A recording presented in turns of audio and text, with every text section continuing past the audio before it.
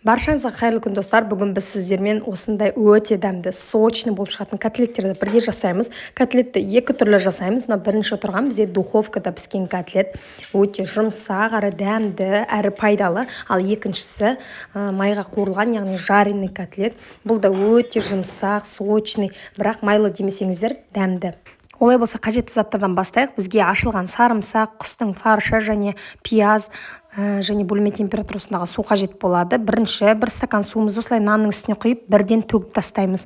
Сол мезетте біздің нанымыз жұмсарып дайын тұрады. Оған дейін фаршымызға қажетті заттарды қосамыз. Менде фарш қатып тұрғандықтан бірден үстіне 2 шай қасық тұзды салдым. Сонда фаршым өте тез жібіді. Арғатай пиязды дайындайтын боламыз. Менде бұл өте үлкен пияз болғандықтан мен оның жартысын пайдаландым.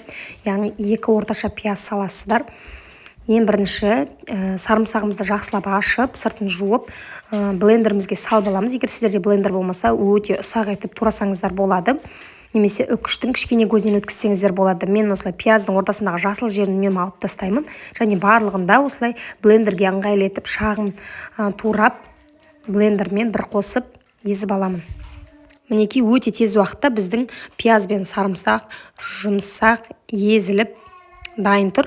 Енді осыны біздің фаршымыздың үстіне саламыз. Тағы да айта кетейін, бұл жерде фарш менде құстың етінен және 1 келі тура үстіне дәміне қарай тұзын, бұрышын саламыз және жаңағы жұмсарып тұрған нанымызды қолымызбен жақсылап езіп аламыз. Бізде осылай толықтай езілуі тиісті.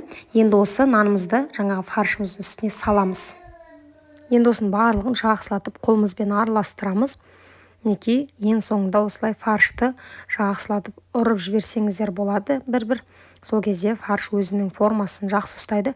Негізі тауық етінен фарштар формасын прям қатты ұстайды деп айта алмаймын. Себебі фаршы оның өте жеңіл, сондай структурасы жұмсақ болғандықтан формасын қатты ұстамайды.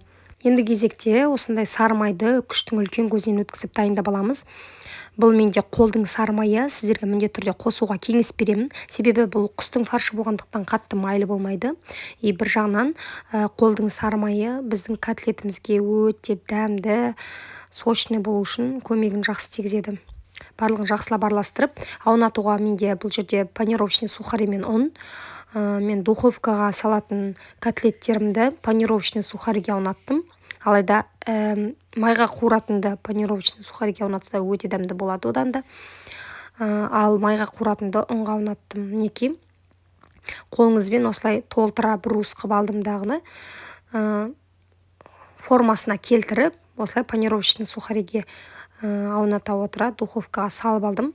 Қателеспесем, менде дәл осы рецептімен 16 дана котлет шықты. Соның 6-ын духовкаға пісіріп көрдім.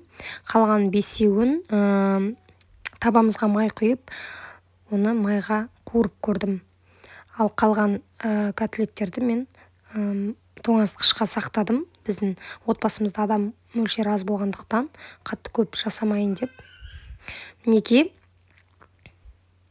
енді майға осылай ұнға ауната отырып, екі жағы сәл қызарғанша қуырамыз. Көріп тұрғандарыңыздай формасы өте жұмсақ, сондықтан абайлап аударғандарыңыз жөн.